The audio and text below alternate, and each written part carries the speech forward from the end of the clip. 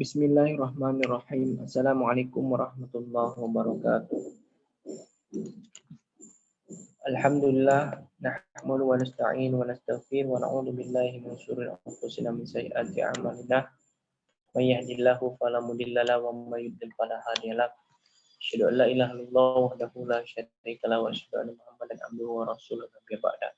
Qala Allah ta'ala fi kitabil karim a'udzu billahi minasyaitonir rajim. Bismillahirrahmanirrahim. Ya ayyuhallazina amanu la takhunullaha wa rasulahu wa takhunu amanatakum wa antum ta'lamun. Alhamdulillah. Segala puji bagi Allah yang Maha Kuasa, yang Maha segala-galanya, yang memberikan kita nikmat iman dan Islam dan nikmat kesehatan dan kesempatan. Salam mari kita curahkan kepada Ustadzul Hasanah kita Nabiullah Muhammad sallallahu alaihi wasallam. Allahumma shalli wa sallim wa barik alaihi. Para keluarga, sahabat, para pengikut yang setia teman, mudah-mudahan kita senantiasa istiqomah menjalankan sunnah-sunnah beliau dan menjauhi segala larangannya, dan juga insya Allah dengan istiqomah itu kita insya Allah akan mendapatkan syafaat yaumil qiyamah. Amin ya rabbal alamin. Sesuai dengan rahmat Allah Subhanahu wa taala, hari ini insya Allah kita akan melaksanakan pertemuan selanjutnya, yakni perkuliahan kita dengan mata kuliah hukum dan manajemen zakat dengan materi manajemen organisasi pengelolaan zakat pada pertemuan ke-8. Baiklah, langsung saja kita akan masuk ke slide selanjutnya. Zakat sebagai pilar agama, di mana sebagai kita semuanya kita tahu bahwa 5 pilar agama ini salah satunya adalah zakat. Selain pertama syahadat, yang kedua sholat, yang ketiga zakat, yang ketiga zakat, yang keempat puasa, dan 5 haji. Ini merupakan rukun Islam ya, ini rukun Islam. Kemudian selanjutnya landasan fikih yang sudah saya sampaikan sebelumnya bahwa terkait dengan orang yang menerima zakat ya, orang ataupun mustahik yang penerima zakat, ini termaktub dalam Quran Surat Taubah ayat ke-60. Kemudian terkait dengan pengambilan zakat itu termaktub dalam Al-Quran Surat Taubah ayat 103. Yang artinya ambillah zakat dari sebagian harta mereka, dengan zakat itu kamu membersihkan dan mensucikan mereka, dan mendoalah untuk mereka, sesungguhnya doa kamu itu menjadi ketentraman jiwa bagi mereka, dan Allah mendengar lagi Maha mengetahui. Juga kita akan membahas tentang regulasi ZIS zakat infak sedekah wakaf ya. Jadi kita lebih fokus ke ZIS-nya ya. Yang pertama Undang-Undang Nomor 23 Tahun 2011 mengenai pengelolaan zakat, di mana undang-undang ini merupakan revisi Undang-Undang Nomor 38 Tahun 1999 tentang pengelolaan zakat. Kemudian yang kedua, peraturan pemerintah tentang pengelolaan zakat. Nah, ini akan terbit terkait memang pemerintah selalu mengevaluasi, merevisi efisiensi dan efektivitas dari rule atau peraturan yang ada. Yang selanjutnya keputusan Menteri Agama nomor 581 tahun 99 tentang pelaksanaan Undang-Undang nomor 38 tahun 99 tentang pengelolaan zakat dan direvisi dengan keputusan Kemenak nomor 373 tahun 2003. Kemudian Ikatan Akuntan Indonesia PSAK nomor 19 akuntansi zakat infak sedekah. Ini regulasi ya yang terkait dengan zakat infak sedekah. Kemudian Undang-Undang Nomor 41 Tahun 2004 tentang wakaf, ini khusus tentang wakaf. Hari ini kita memang fokusnya ke ZIS zakat infak sedekah. Kemudian selanjutnya termaktub dalam Undang-Undang Nomor 23 Tahun 2011 pada pasal 1, pengelolaan zakat adalah kegiatan perencanaan, pelaksanaan dan pengordinasian dalam pengumpulan, pendistribusian, pendayagunaan zakat infak sedekah. Yang kedua, Badan Amil Zakat Bas Nasional merupakan lembaga yang melakukan pengelolaan zakat secara nasional atau sebagai koordinator. Yang kedua, yang selanjutnya, Lembaga Amil Zakat atau LAS adalah lembaga yang dibentuk masyarakat yang memiliki tugas membantu pengumpulan, pendistribusian, dan pendayagunaan zakat. Selanjutnya, UPZ, Unit Pengumpul Zakat, adalah satuan organisasi yang dibentuk oleh Basnas untuk membantu mengumpulkan zakat. OPZ, Organisasi Pengelola Zakat. Bagaimana strukturnya? Bisa dilihat di dalam slide. Itu tertera bahwa paling atas itu di dipimpin oleh Presiden Republik Indonesia, kemudian di bawahnya ada Menteri Agama, kemudian Menteri Agama membawahi yang pertama Basnas, Badan Amil Zakat Nasional. Secara hukum ini termasuk dalam pemerintahan tapi non struktural. Tetapi selainnya LAS, Lembaga Amil Zakat ini punya swasta. Nah, di Basnas ini ada namanya UPZ, Unit Pungutan Zakat. Kemudian Basnas ini terdiri dari beberapa provinsi, salah satunya di Indonesia ini di Sumatera Selatan kita, di Kabupaten Muarem juga ada. Di seluruh provinsi punya, seluruh kabupaten punya, dan kota.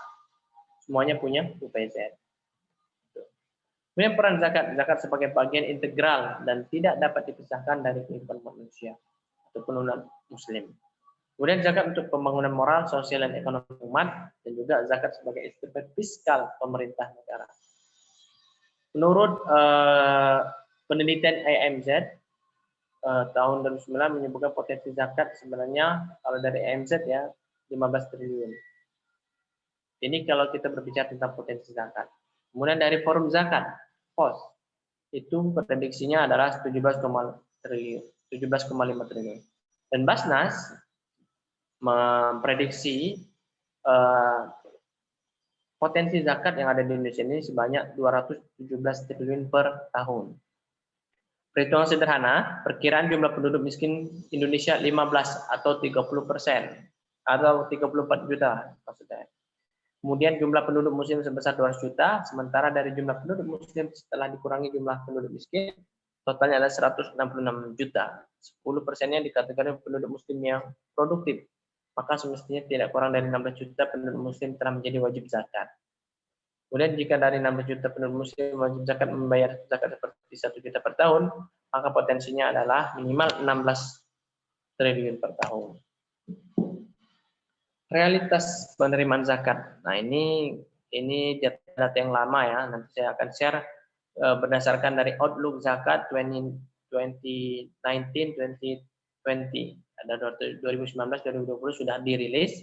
Nanti bisa dibaca, dipahami tentang penerimaan zakat infak sedekah seluruh Indonesia ya. Bukan hanya dari Basnas tapi juga dari LAS.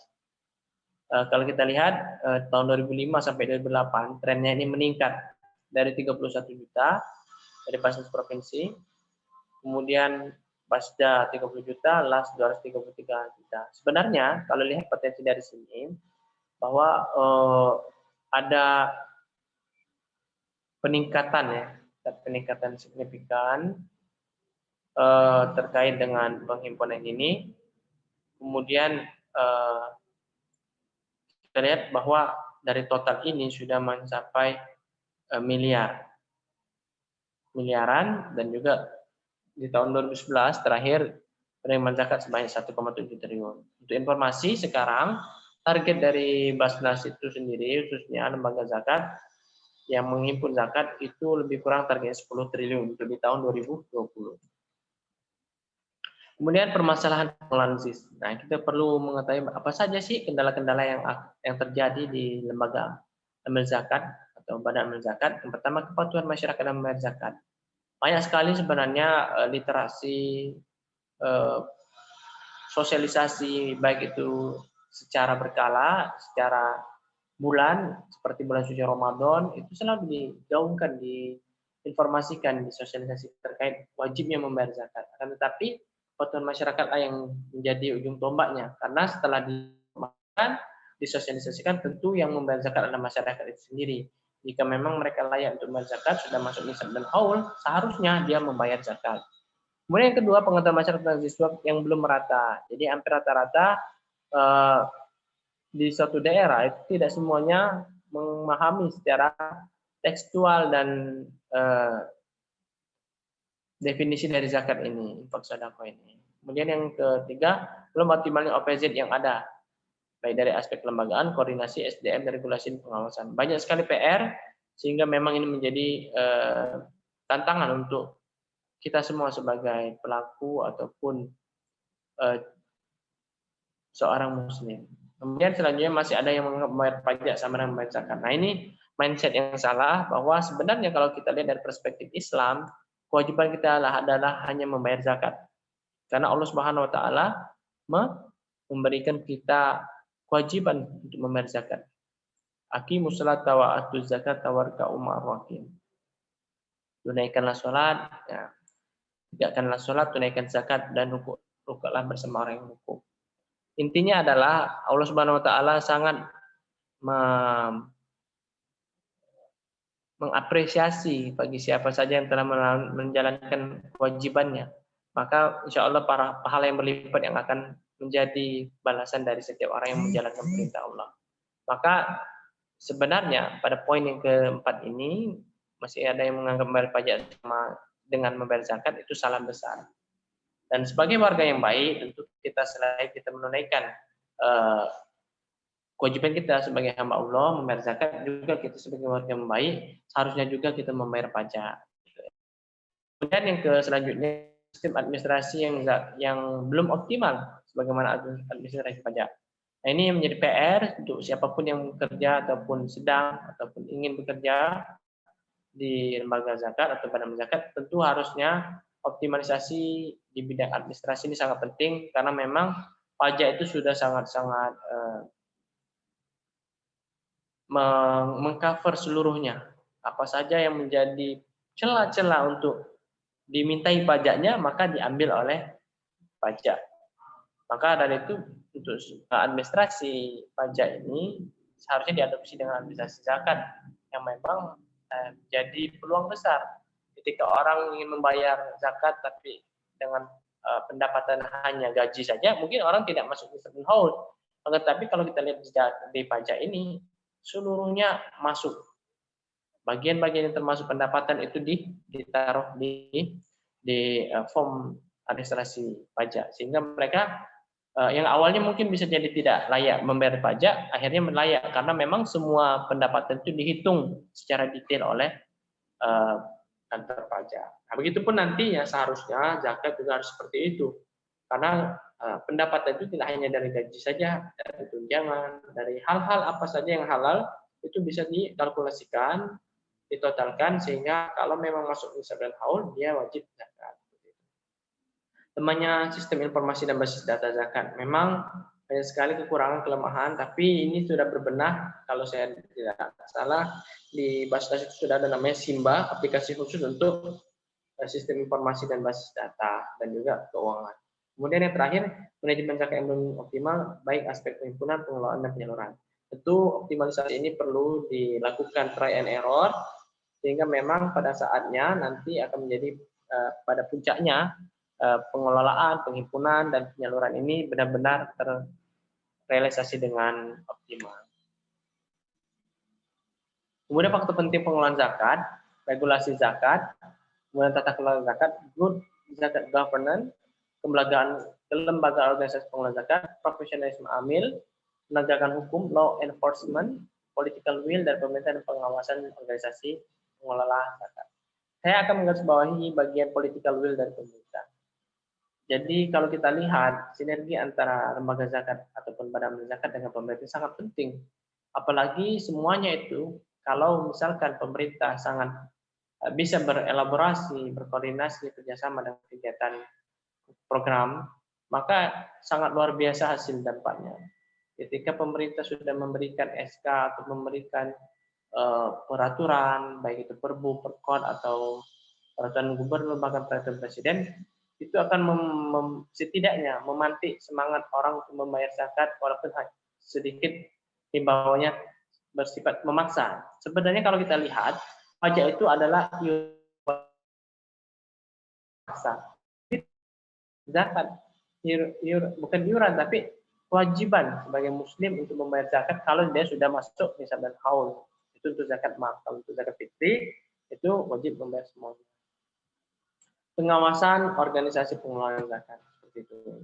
Selanjutnya lembagaan atau organisasi pengumpul zakat itu ada banyak sekali ya. Yang 105 unit pengumpul zakat, ada 33 ada 2000 lebih dari 434 basis kota kabupaten dengan 8.680 PZ, 4.811 kecamatan, 2.411 kelurahan. OPZ dikelola masyarakat. Nah, ini LAS, Lembaga Amil Zakat Nasional, LAS Provinsi, LAS Kabupaten Kota. Ribuan OPZ tidak formal yang dikelola oleh masjid, pesantren, panti asuhan, organisasi masyarakat, dan majelis taklim serta yayasan. Sistem pengumpulan kalau kita lihat menurut IMZ, International Management Zakat, Indonesia Zakat dan Development Report 2019 bahwa organisasi pengumpul zakat terdiri dari empat klasifikasi: negara, otoritas keagamaan, swasta, perusahaan, masyarakat atau LSM. Sifat pengumpulannya ada yang bersifat wajib, ada yang bersifat sukarela. Kalau kita lihat negara yang mewajibkan membayar zakat dan memang harus wajib. Kalau kita lihat dari negaranya langsung turun tangan, yakni dari negara Sudan, Arab Saudi, Pakistan, Libya, dan Yaman. Adapun sukarela itu tidak bersifat wajib, tidak bersifat memaksa, tapi sukarela ini negara Kuwait, Bangladesh, Bahrain, Yordania, dan bahkan kita sebagai salah satunya, ini Indonesia. Sukarela, bagi yang ingin membayar silakan, gitu. Tidak melalui negara silakan membayar sendiri. Nah ini, kemudian melalui otoritas keagamaan. Yang mewajibkan adalah Malaysia. Negara Malaysia ini mewajibkan untuk membayar zakat dari segi otoritas keagamaan. Mufti kalau di sana dibilang. Kalau di sini MUI mewajibkan sehingga mereka semuanya membayar zakat. Pun juga kalau dari Singapura bersifat relawan, sukarela.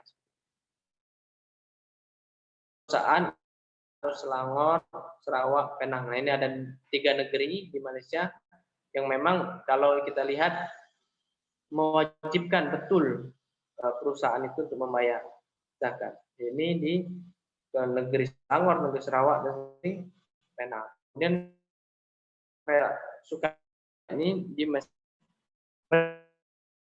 tidak ada yang mewajibkan. Kemudian kalau di sukarela ada namanya lembaga berzakat kalau di Indonesia sebagai partner dari Basnas itu sendiri. Kemudian Afrika Selatan, Aljazair, negara minoritas Muslim. Nah ini dia punya masyarakat, punya LSM untuk pengelola zakat. Nah ini yang menjadi PR bahwa profesionalisme amil zakat ini standar kompetensi sertifikasi profesi amil zakat. Jadi alhamdulillah sudah beberapa tahun sudah jalan sertifikasi amil. Itu penting. Dulu amil zakat perlu dibetul bisnis entrepreneurship, social entrepreneurship, dan juga spiritual entrepreneurship. Tuntutan terhadap OPZ, organisasi pengumpul zakat, manajemen yang terpercaya, SIDDEK, ini ada 4 sifat nabi, profesional, fatona, transparan, tablik, dan akuntabel, amanah. Laporan OPZ, laporan posisi keuangan, arus kas, perubahan dana, serta catatan atas laporan keuangan. Penguatan manajemen OPZ, organisasi pengumpul zakat. Pertama, sistem pengendalian manajemen, strukturnya, baik itu pengendalian manajemen, baik itu organisasi yang efisien, efektif, dan juga informasi dan komunikasi. Kemudian ada lagi dari proses pengendalian manajemen. Kita lihat bahwa perencanaan strategi, penganggaran, pengukur kinerja, pelaporan, evaluasi. Sistem akuntansi, sistem pengendalian internal, seperti lingkungan pengendalian, kemudian penilaian risiko, aktivitas pengendalian, informasi dan komunikasi monitoring. Adapun aspek-aspeknya, prosedur atau kemudian dokumentasi, catatan, pemeriksaan tugas, pengendalian akses, kemudian sistem verifikasi, monitoring, SDM yang sidik, tablik, amanah, fatona. Ini bisa dilihat untuk akuntansinya, silakan dipelajari siklusnya, kemudian bukti transaksi, catatan jurnal, laporan, neracanya, dan terakhir, zakat merupakan pilar rukun Islam yang harus ditegakkan. Karena tidak tegaknya zakat menjadikan bangunan Islam tidak sempurna. Perlu dilakukan revitalisasi dan optimalisasi manajemen zakat yang dapat ditempuh melalui yang pertama, penguatan tata kelola zakat, penguatan kelembagaan organisasi pengelola zakat, profesionalisme amil, penguatan regulasi, dukungan politik, dan penguatan pengawasan zakat. Mungkin itu yang dapat saya sampaikan. Terima kasih atas partisipasinya. Wassalamualaikum warahmatullahi wabarakatuh.